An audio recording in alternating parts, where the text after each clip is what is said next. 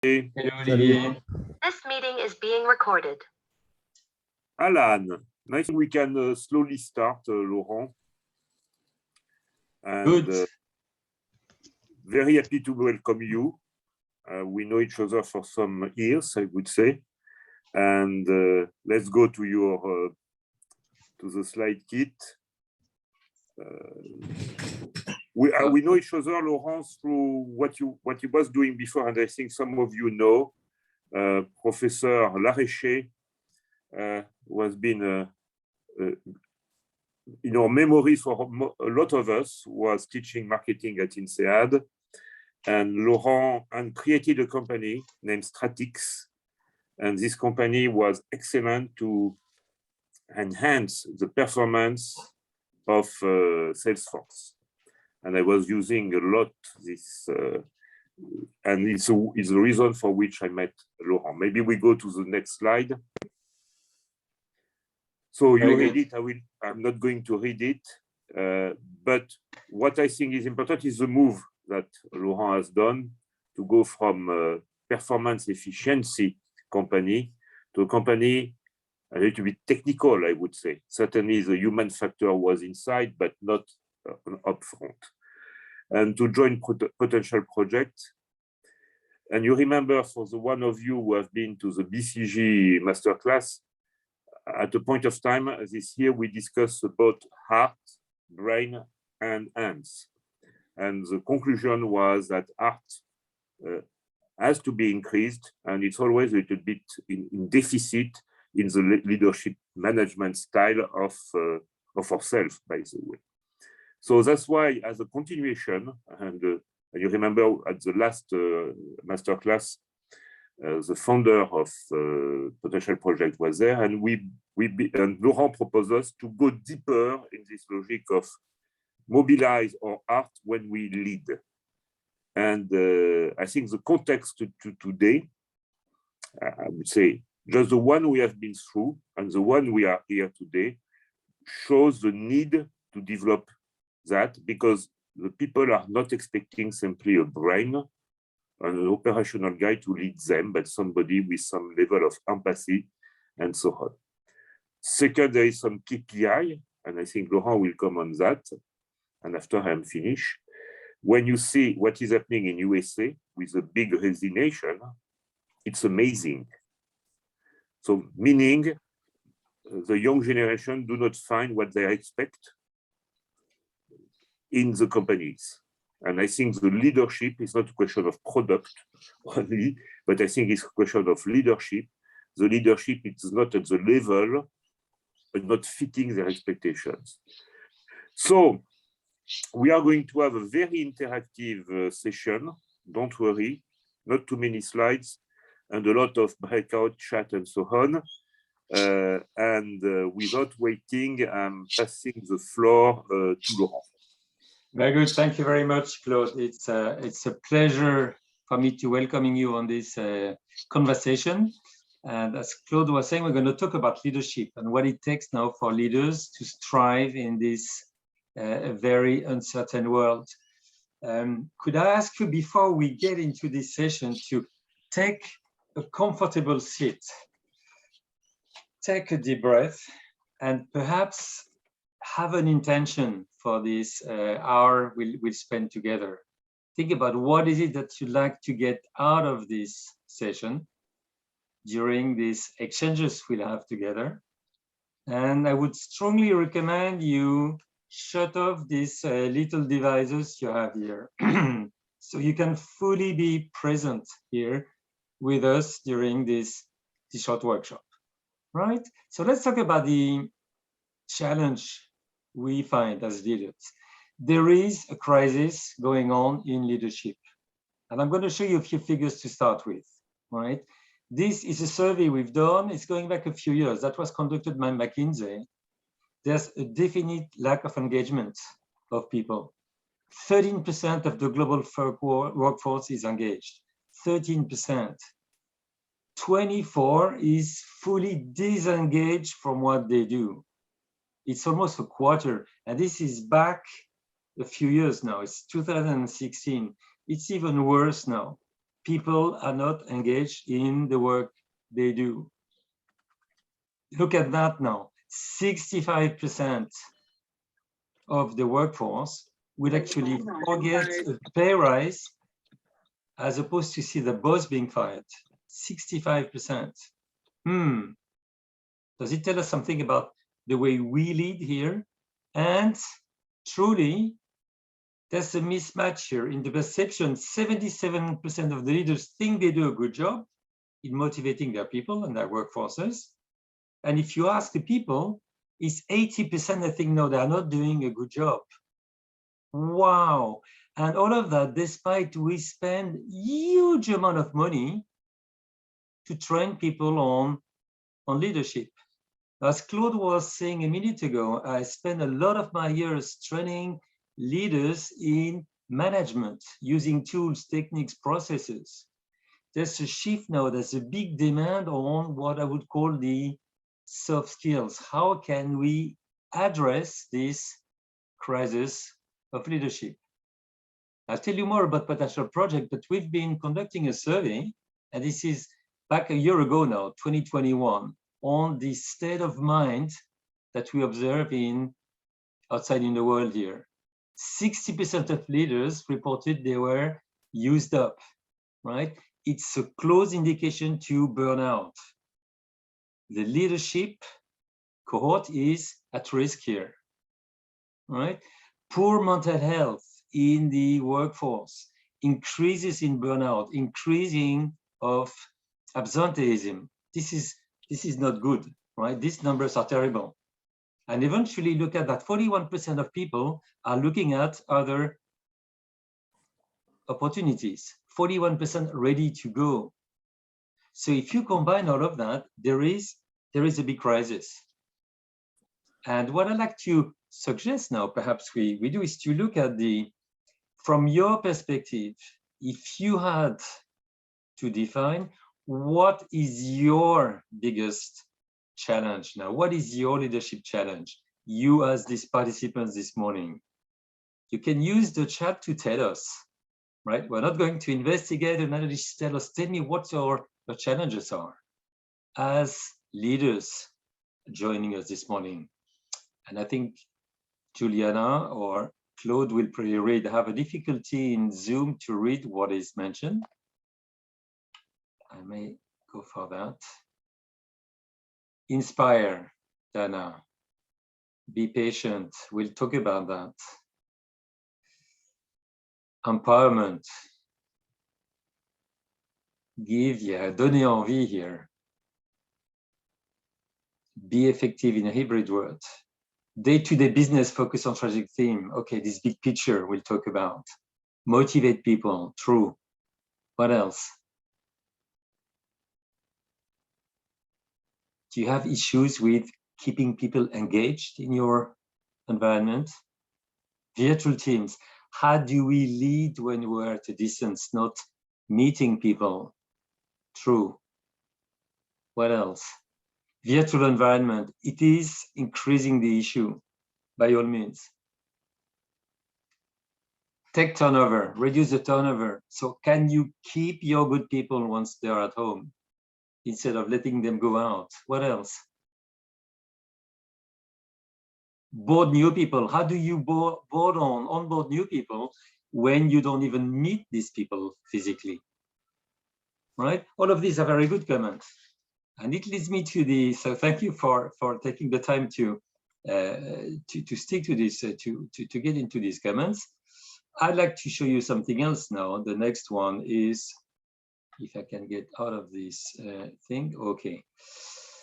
We are talking about, yeah, if the thing helps me now, it looks yes, the great attrition, or we're discussing that with Claude, the great resignation that we are facing.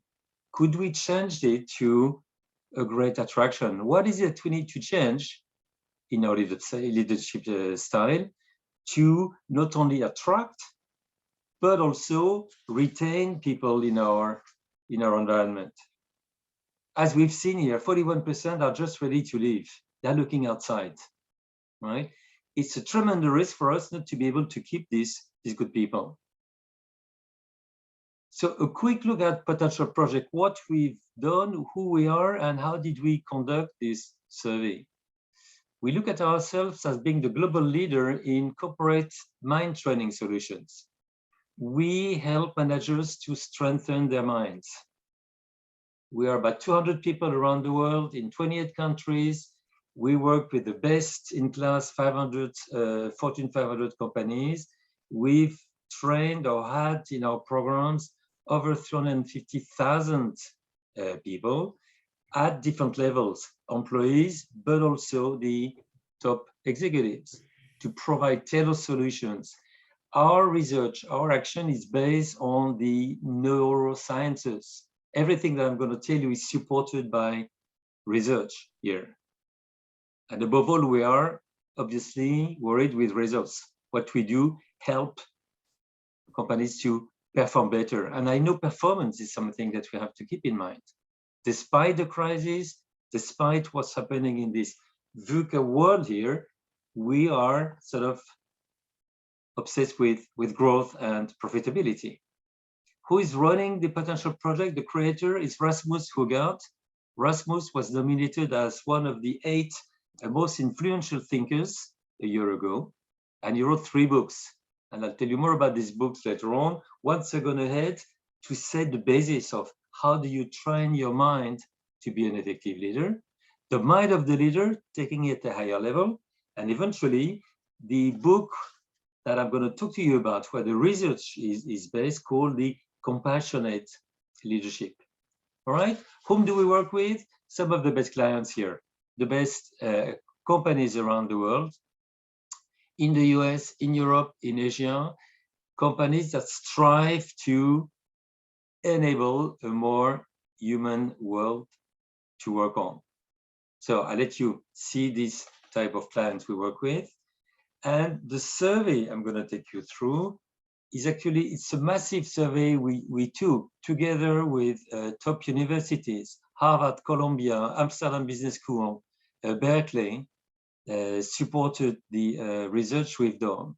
We had 300 top executives talking to us, 75,000 leaders, 1,000 companies. It's covering the whole business world in terms of industries and in terms of geography, and obviously also in terms of gender. It's a really thorough research that led us to think that leadership starts with the mind.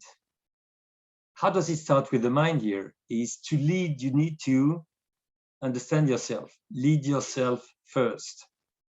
And this is creating the behavior. The behavior shapes the people we are leading.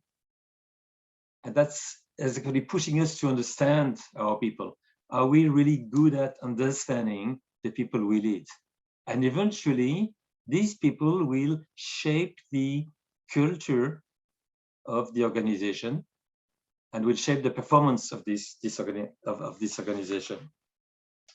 So what I'd like to take you through this morning is a tool that we put together called the leadership metrics that should help us to understand where are we leading from as leaders in this very ambiguous environment, share some reflections. As Claude was saying, we're going to put you into a number of breakout rooms to share together. I'll offer you a few takeaways, and then we look at what are the possible next steps, right? And all of that in the next 45 minutes or so to make sure you'll be able to go back to your day-to-day activities. So first question, and that's going to be the first breakout for us, the first time to share with the friends that have joined us this morning. And I'd like you to think about one question here. Could you think of a leader, someone that has been working with you, past or present leader, who connected with you not only on a professional way, but a human level? Just reflect a second here. And in that reflection, how did it make you feel? from that connection, professional and human level. And how did that impact your behavior? That's going to be the first assignment, so to speak, this morning. So Juliana is working hard behind the scene to put us in breakout rooms. And we're going to have 12 minutes together to share, 3 or 4 of us in each group. Think of that. Someone who really connected with you on a professional and human level.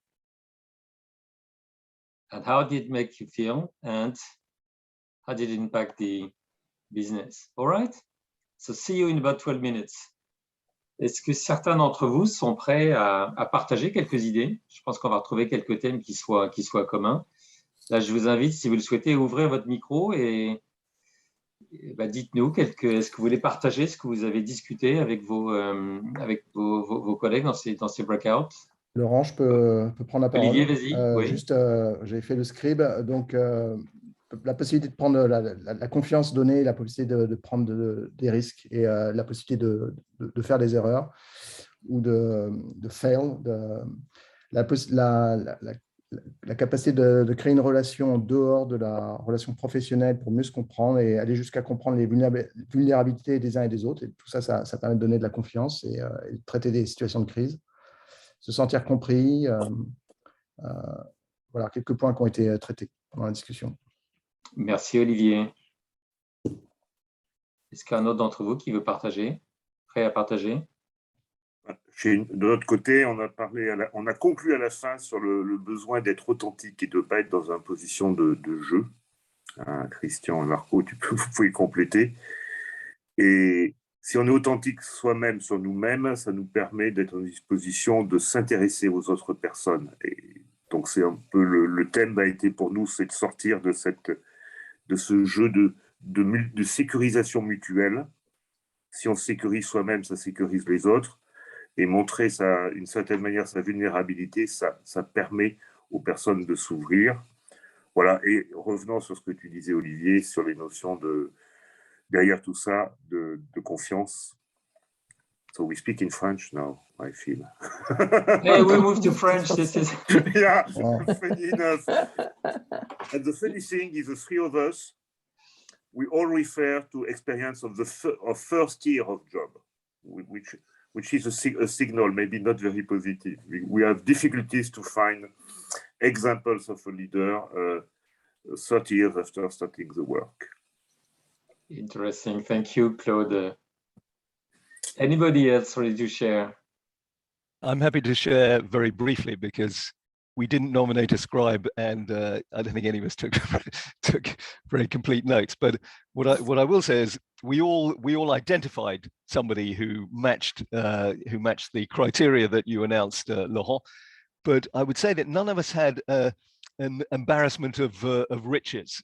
We didn't have many candidates among which to choose. I think those qualities are rare, and therefore all the much more appreciated when we work with somebody who matches that description.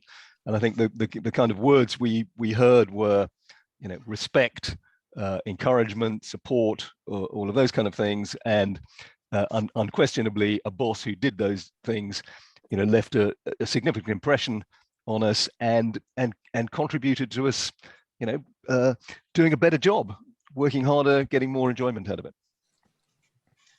Great, thank you, Alan. Anybody else? Yeah, we had a very interesting discussion on the same line, meaning trying to think of people we have met in our career that were truly inspiring and helped us feel connected, and how it impacted our way of working with them. First of all, the scarcity. It's not that common. It's something that is not common, and it should be much more common. And this is a topic. And afterwards, mentioning, how the difference of the connection and impacted everything, in fact, and transforms completely the way the way you work, the way you feel, and in something quite holistic, the impact, and even longer in life, how it can inspire you to enjoy what you are doing and the way you do it for the rest of your life. Thank you very much, Dana. One more? On our side, we ask ourselves why were we able to build such a good relationship? What was managed by our manager, and I mean, who was responsible for that? Is that the manager who did something special, or did we play a role in that as well? We noticed that not everyone in the team had built such a good relationship with the manager, meaning that the manager can be a good, can build this kind of relationship with some of us, but not all of his team or her team. So why that? We talked about values, so that we need to share the same values, and that's maybe the reason why it did not work the same way with the complete team. We talked about empathy, and we talked about authenticity. And everything else has been already said. Very good. Thank you, Nicolas. I'll talk about empathy and compassion in a few minutes there. In our team, Serge, Laurence, you want to share what we talked about in our group? Yeah. I don't want to put you on the spot, Laurence. We talked about the capacity to listen to people, which is very important, and the capacity to live in people to have initiative, and to make mistakes, of course. That was mainly what we talked about. Great, thank you very much, Laurence. Anybody else before we move on?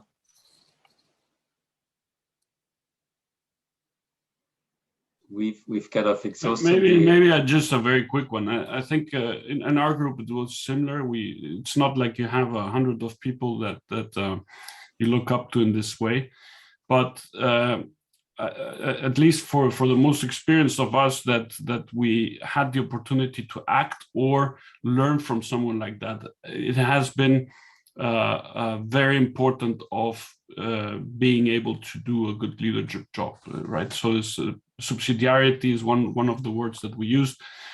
Also the empathy, the understanding of the employees' situation, and creating this space for them to develop themselves. I think that in my case, it was something that I learned at the very, very beginning of my professional career. Just lucky to have a boss like that. And that has shaped also my behavior over time. Maybe you want to complement that, Drac. Yes, yeah, the word you pronounced is subsidiarity, which is perhaps not exactly the same, but I think I used it buying companies in which I was not expert at all. So I needed that people, so I involved people by first knowing them, their personal situation, and let them do the jobs they are able to do, which is not mine, and which former bosses didn't do. So it's very, very, quite easy to proceed in this way, to let the people do the jobs they are able to do that and I'm not able to do. So they deliver the potential, when you, I think, when you proceed in this way. Thank you, Jacques, and thank you all for this comment. So basically, there's kind of a regroupment here, right? That are words that we keep hearing: trust, respect, the ability to listen, and to be present. So I'd like to dig a little bit on that and share with you what we've put together as what are the sort of different ways we operate as leaders. And let me share my screen again. and take you through this a tool that we've put together. So this is where we were. Let me get on to this one. Right, here we are. Right, so it's a tool that we put together called the WISE Compassion Matrix. I know as INSEAD, former alumni, we all love tools and matrices and so on. So what we've done is to map the style of leadership along two axes. The horizontal axis is mapping ignorance against wisdom. So what do we see as wisdom in our mind? The wisdom is the ability to have the good judgment on what needs to be done to lead others and drive the business in both a purposeful and sustainable way. Have here the mind clear enough to do things that have to be done, even if things are not comfortable, even if the things are tough. That's what I said in this introduction, doing the hard things. Are we mentally equipped to do the hard things? Ignorance and wisdom. And on the vertical axis, you have indifference and compassion.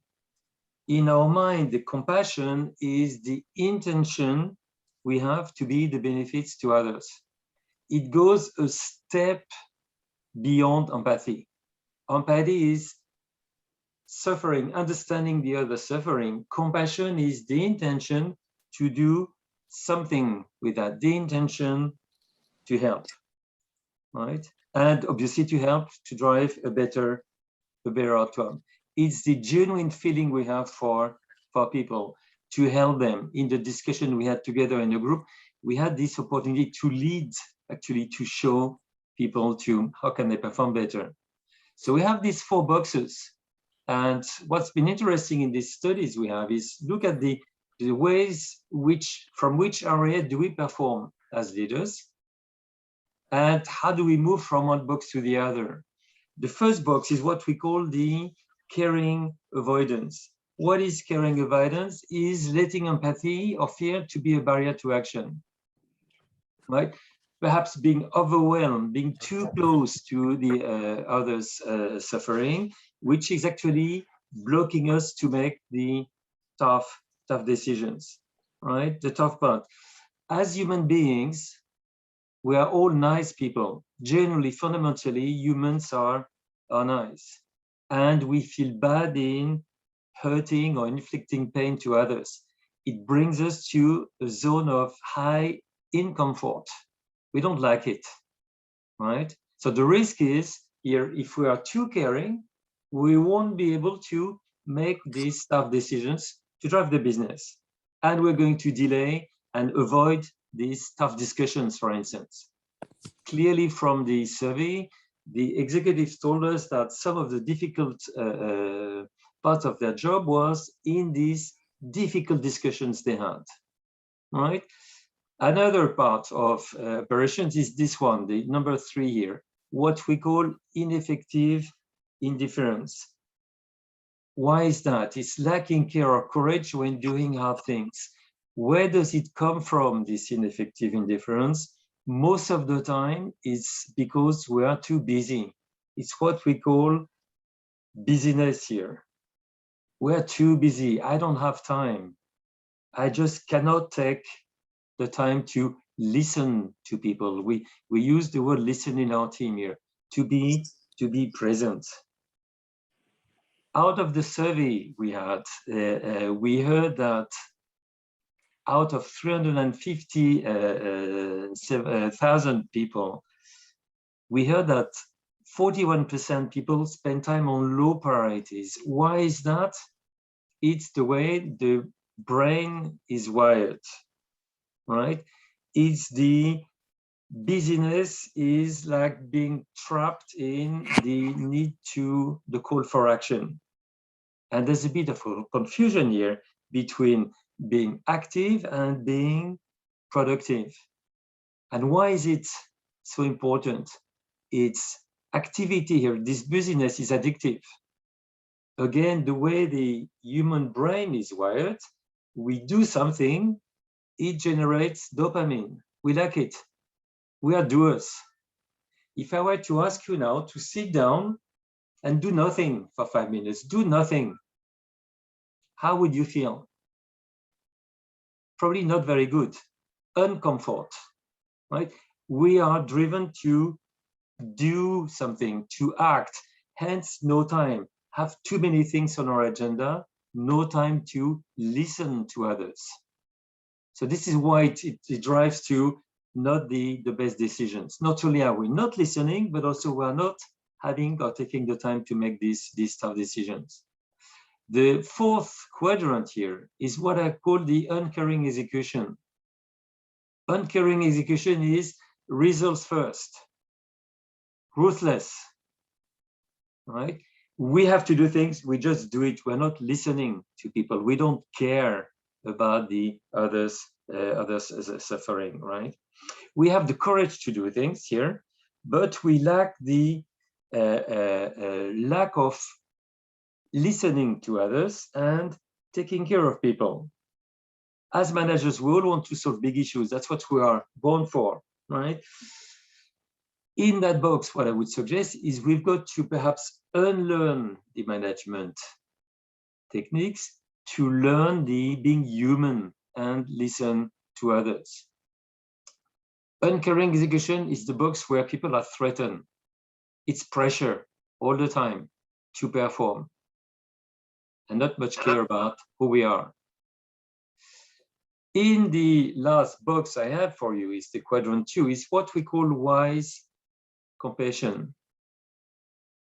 What is that wise compassion? Is this ability to take with courage, handle things that we have to do, whether they're hard or not so hard, but do it in a human way. We have the courage to make these tough decisions. We are working towards the benefit of the whole company, not just a few individuals.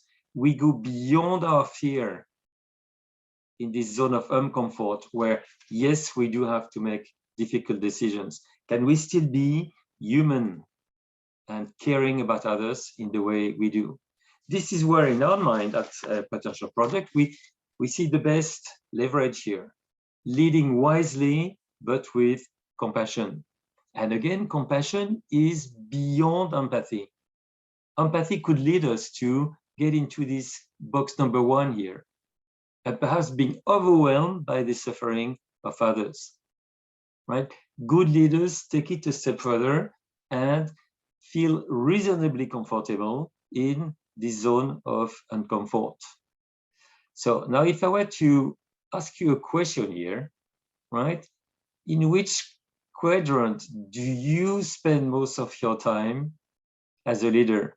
And you can answer in the chat here. Where do you spend most of your time now? In 1? In 3? In 4? In 2? You as a leader, right? Tell us, there's no evaluation on that, right? We're all human beings. And what is worth noticing is we sometimes move from 1 to 4, 2 to, or 3 to 2. And the reason we are moving and not perhaps are always in the box 2 is exactly because we are moving. So 1, 2, interesting. 4. Whom else? We're not keeping track. 1, 2, interesting. 4 and 2. Yes. 1 and 2, interesting. 1 and 2 as well. Very interesting. So in this survey, and again, we had hundreds of C-suite executives, thousands of managers. Any guess where managers spend most of the time? It's been fascinating here, which perhaps explains this, this crisis here. If you look at the report here, now I've got to be able to move my thing, which is frozen. 44% of the leaders operate in 3 or 4. indifference rather than caring. And why is that? It's mostly, again, as I said before, because of the time, the lack of time we have. No time to listen to others. This is pretty scary. I see it. Now, why is that here, right?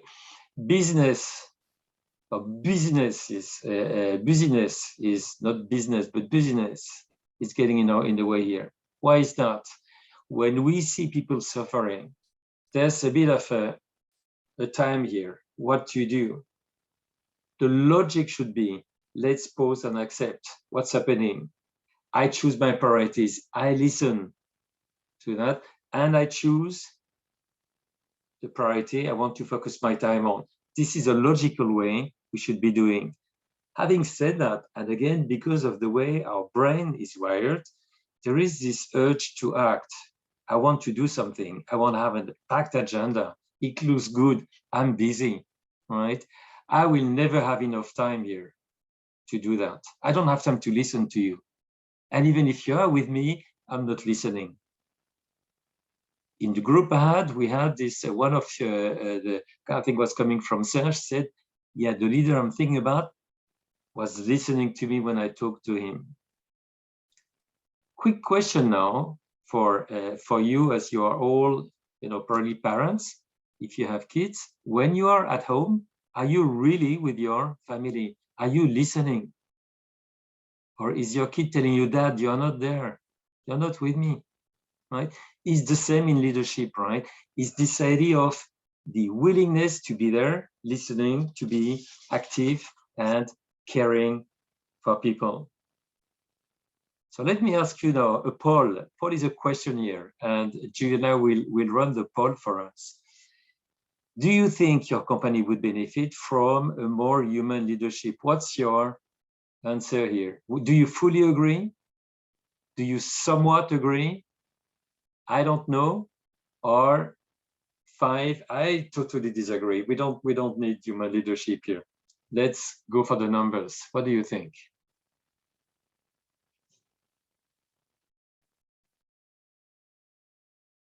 And you can use the poll to answer here.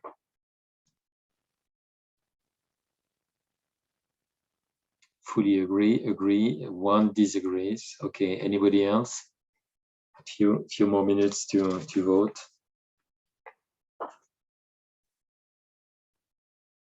Okay, so clearly it looks like most of you agree, and there's only one of you that doesn't seem to be in full agreement. But all in all, you seem to agree. So what I'd like to do is partager les résultats. We have the partager. I think you can see that now, right? Out of 24 responses, we have vast feedback for yes, we fully agree, or we agree, and only 1 disagree, and no one would actually fully disagree. I'd like to share one quote that I really like with you. It's a quote from a MIT professor who's written a few books on philosophy. I don't care how much you know until I know how much you care.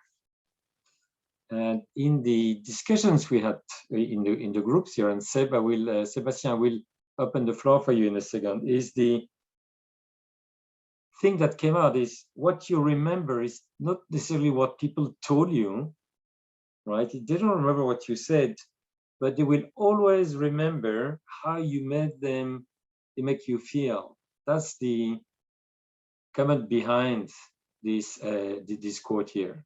Sébastien, you wanted to say something? Yep. Well, 2 things. I'd be interested in knowing why one of the participants think that, that doesn't agree that it would benefit its company to have a more human approach. And regarding this quote, it definitely resonates a lot. Again, I told you before, I had simultaneously those two experiences with two bosses, one who really care about people and not just me, all these the people who reported into him, and another one who was just the opposite. And in the end, I mean,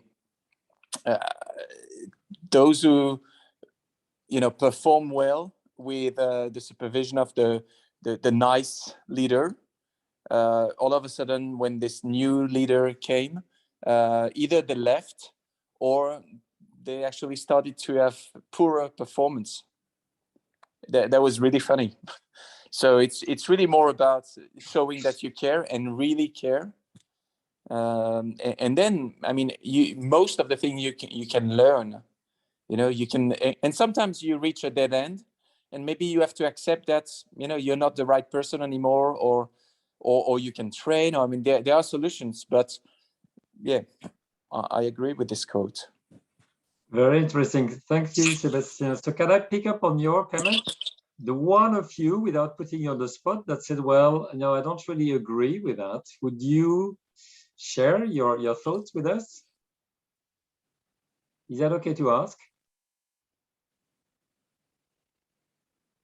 Oh, you're muted. I think it's some lips Okay, moving. you hear me? Is it okay? You hear me? Hey, we hear you well. Go ahead. Okay, yeah, I'm not a statistically interesting case because right now I'm in charge of social companies. It's 100 of former unemployed people who with who I think too much care is taken, which is of course a good thing, but in now specific case, we need to bring them slowly, gently, in more realistic consideration, and they think in the way it has been set up, everything is due, and well, it's just we have to remind us some result must be obtained.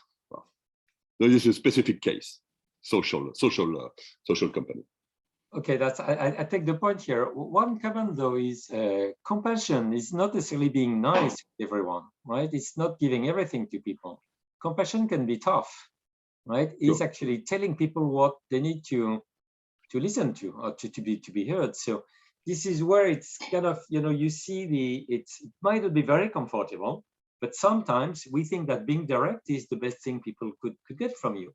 If you want to be coached, if you want to be motivated, compassion is, again, this willingness to help others.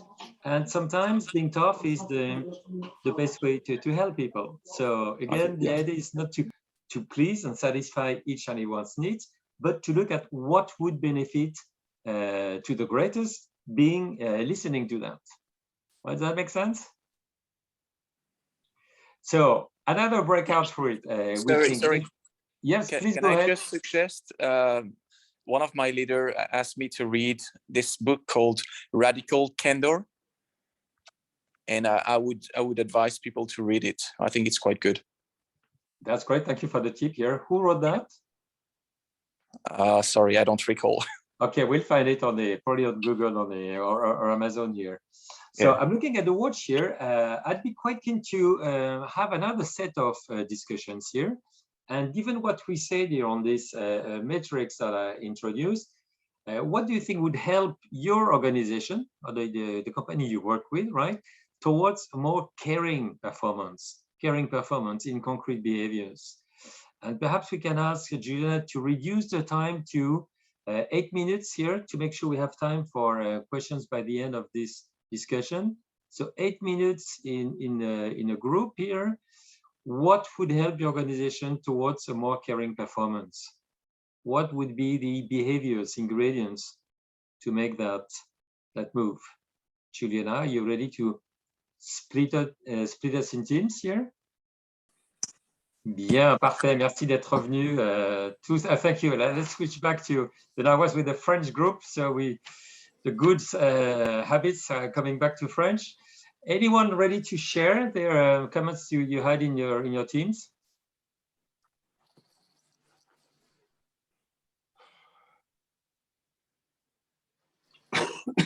You're all very silent. I mean, we talked about listening and even when we do not agree, we talked about taking the time to listen, and there we made the loop with what you said before, i.e. being in activity gives you dopamine, gives you the feeling that you are moving forward, and sometimes it's just an idea, and you better slow down and take the time to listen. And we talked about the fact that to listen, you need to know yourself. So back to one of your first slides. And we talked about some kind of a frame to give freedom and flexibility, but still in some kind of a frame. Thank you, Nicolas. Anybody else ready to share?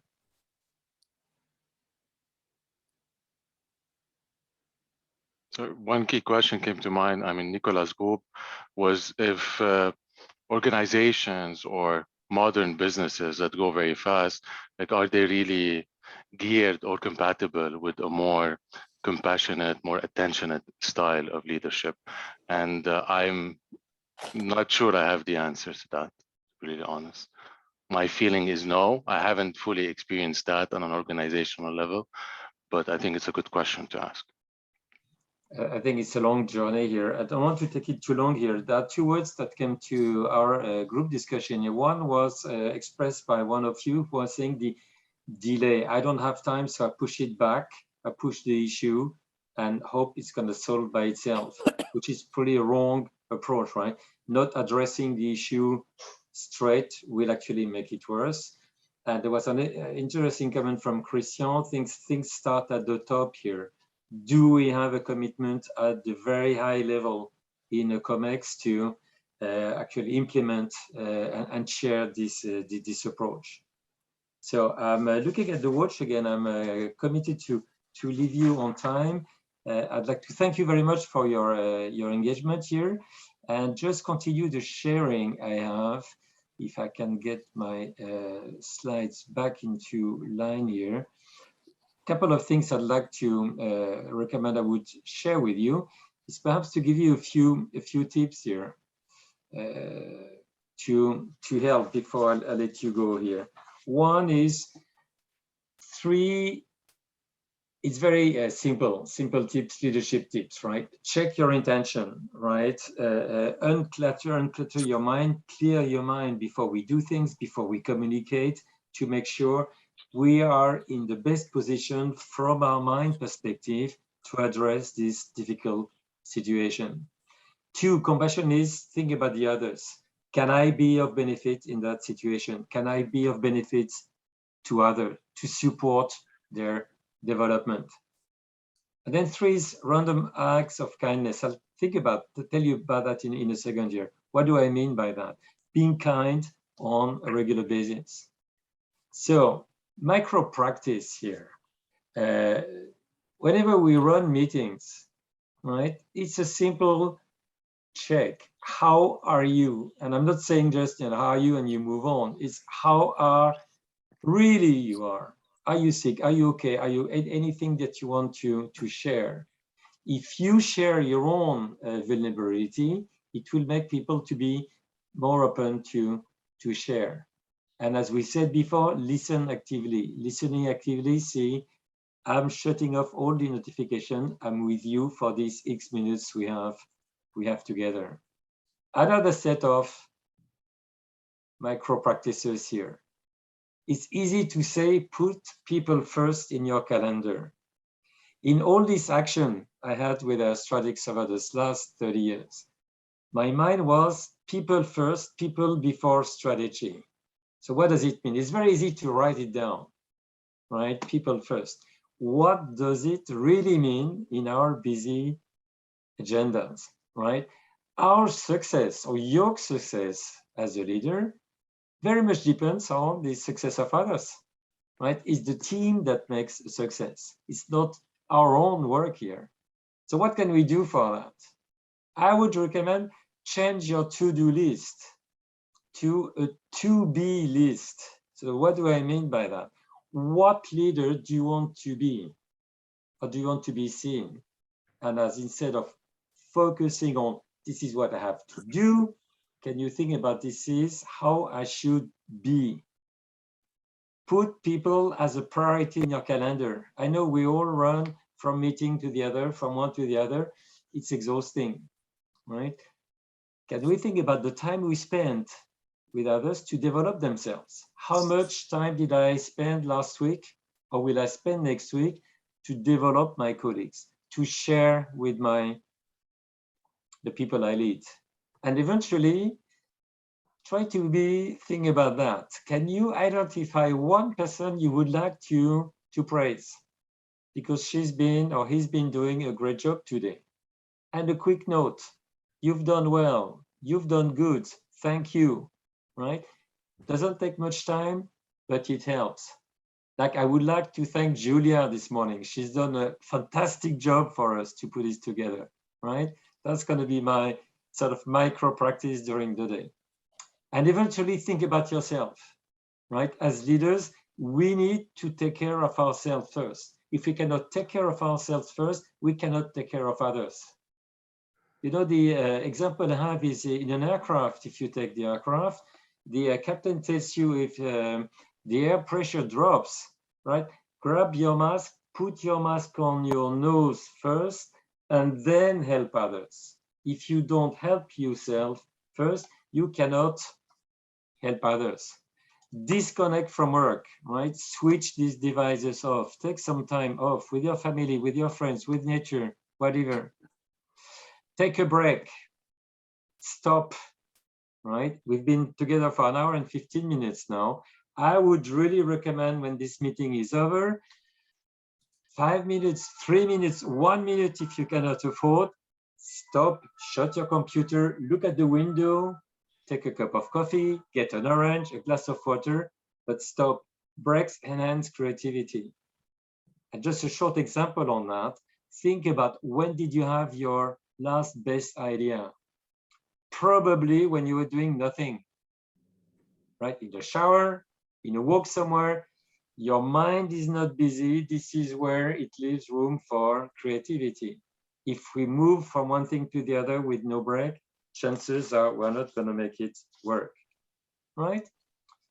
Takeaways, 3 things, right? High-performing team environments are both caring and wise, right? It's nature here. I don't care how much you know until how much you care, right? This sentence for me is something like, I really love it. And eventually habits can change the culture. Take this habit of a micro break. Take this habit of having an intention. Take this habit to listen actively when you talk to your colleagues. And perhaps before you go, and I leave the room open for questions here, can you have one commitment? What will you do as an individual to enhance this common culture in your organization, whatever the size of your organization? And you may want to answer in the chat here if you are okay. If you're not okay, it's just fine. But try to jot it down, right? Writing things matters. What will you do to have this a more common culture in your organization? Do we have volunteers to write? Or are you all shy and don't want to share, which is okay, right? So let me check on this discussion. I think I can move the change my files first. Meditation for leaders. I just cannot say that more. Meditation helps. Mindfulness truly helps, right? Keep the to-be list. It's fine. Here to listen. Take the time to reflect. How does meditation help? It helps you to focus your mind on whatever you've decided to choose, right? Encourage good behaviors. Listen first. This is great. Micro practice. Take breaks. This is when I suggested you remove your notification. It might be a good thing to have a notification to force you to have this break. Every hour, 3 minutes. Just breathe. Concentrate, go back to your own feelings and move. And the next one is I'd like to think you about is what will you do with your team? That's what's for you. Will you do something different with your teams? to enhance this culture of compassion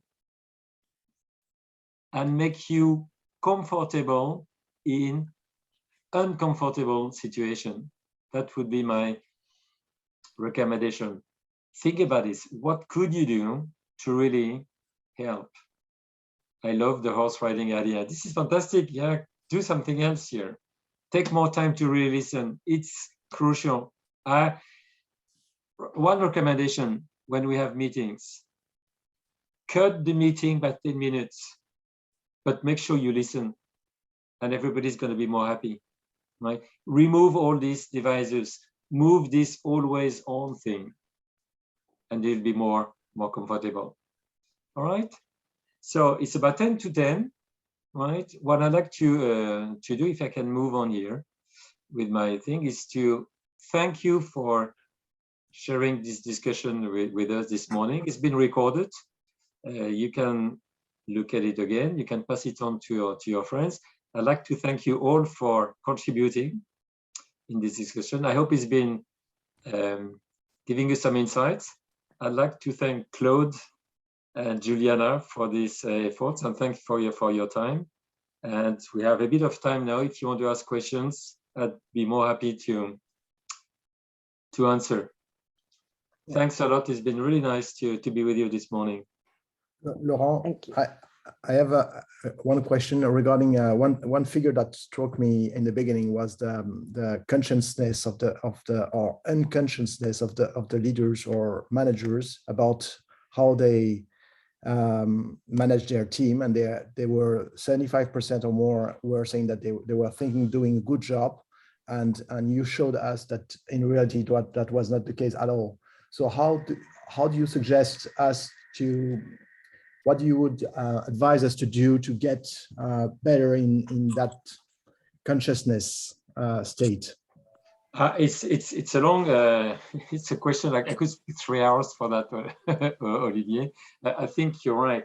There's a dilemma and a big gap between, as you said, the perception we have on how do we lead and how wise we are and compassionate we are, and what we really are. I don't want to push it, but if you take a look at the at least extracts of this book, Compassionate Leadership, you will see a survey. The higher you go into the organization, the bigger the gap is between what you perceive and what your sort of the workforce think you are. And it is staggering. And the higher you go, the bigger the gap. If you are, let's say, managing teams at a local level, the gap is lower. So what do we do to bridge that gap? It's a whole set of techniques to make sure you have clarity, to make sure you are direct, to make sure you respect people when you talk to them. I could recommend, I mean, you can read the book here. You can also look at there's a whole series of articles published in Harvard Business Review about compassionate leadership. It's faster to read. That should give you some clues here on how can you manage yourself, train your mind to be able to make this bridge that particular gap. I know it's a bit of a wishy-washy answer to that. We could spend some time discussing on that together, Olivier. Yeah, I think all of us are in that case, by the way. So it's a staggering and shocking figure. I think all of us needs to understand that we are, because we assess with our own brain, we probably have a distortion here, and that's what you show in the figures. But yeah, showing the road to get better is interesting. I would enjoy a chat. I've seen William saying, regular feedback. William, you're absolutely right. It's honest feedback, right? And the way we work at Potential Project is to look at feedback as a gift. Many people look at feedback, they are worried on two sides. One is to give a tough feedback and worried to get a very tough feedback. Now, if you switch the picture and say, look, feedback is a gift. It's a unique chance to listen to someone I trust to tell me, is there any way I can improve? feedback is key. That builds trust as well. And trust helps, loyalty, and loyalty gets to performance improvement. But I'd be happy to, we can set up a time then to chat together. Anything else you'd like to share? Or questions you may have to ask?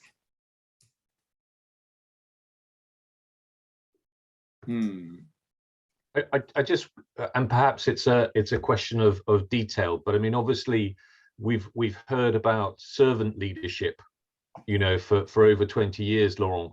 How would you compare this with servant leadership? Is it kind of continuation, or how does it adapt that particular approach? So what's your idea of servant leadership? What are the words that come to your mind? Well, I would have linked some of the words we've used today, like empathy, like listening, and putting others before yourself. So I see it as kind of complementary, but I was just wondering from your perspective, how much further does it take it, compassionate leadership? It's when we talk about compassionate leadership, we talk a lot about egos as well. And egos have a very serious impact in the way we run companies. And I think it's a fair observation to have that lots of leaders we have currently have very strong egos. And what we are recommending at Potential Project is there any way we can leave our egos at the door to move towards a common objective? I think there's something you see in this, the big attrition rate, when you see that 41% of the people are ready to leave. It sends a very strong signal here. So as a leader, can we provide a purpose into the organization that goes beyond figures, profitability, shareholders' value, whatever? Is there a set of values that we want to stick to share and communicate throughout the organization, to make sure people find a sort of pleasure to live with the company, and not just, I'm working here to make my money, or to end up my month. What is it that the company will bring to me as an individual? That's perhaps the way leaders should think about, and not only growth, profits, margins, whatever. I don't know if that answers your question, but it's a long way actually for leaders to understand these dynamics and understand that things need to be done and pretty swiftly. That's great. Thanks, Laurent.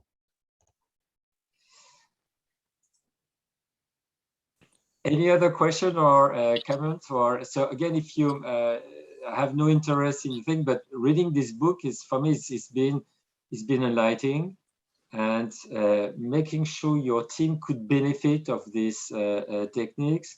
I showed you two books that Rasmus Hugert wrote. One is called 1 Second Ahead. And to be honest, if I want to share my own story, this is a book that changed my life. I read that on the way back from a seminar I ran in Amsterdam. And I thought, oh my goodness, if I could have been able to share that book with my team some years ago, it would have made a difference. 1 second ahead is the time that exists between the stimulus we get from the day-to-day activities and the reaction, and the ability to choose the direction we have. I'm not going to react. I'm going to choose my priority. I'm going to choose the set of action I have. So that's something you may want to read as well, and share that with your team. It's a great way to move, let's say, beyond just the technical specificities of being a manager. All right. So I'm here around to, if you wish to. It's 10 o'clock. We said we would run from 8:30 to 10. Again, thanks a lot for your presence and your participation. I'm available through Claude, through Juliana. Laurent Bonnier at INSEAD.edu will work as well. I wish you all the best in your leadership ventures. we're here to help, and be more than happy to talk to those of you that are wishing to. It's been a pleasure being with you this morning. Thanks a lot. Thank you. Thank you. Laurent. Thank you very much. Thanks, Laurent.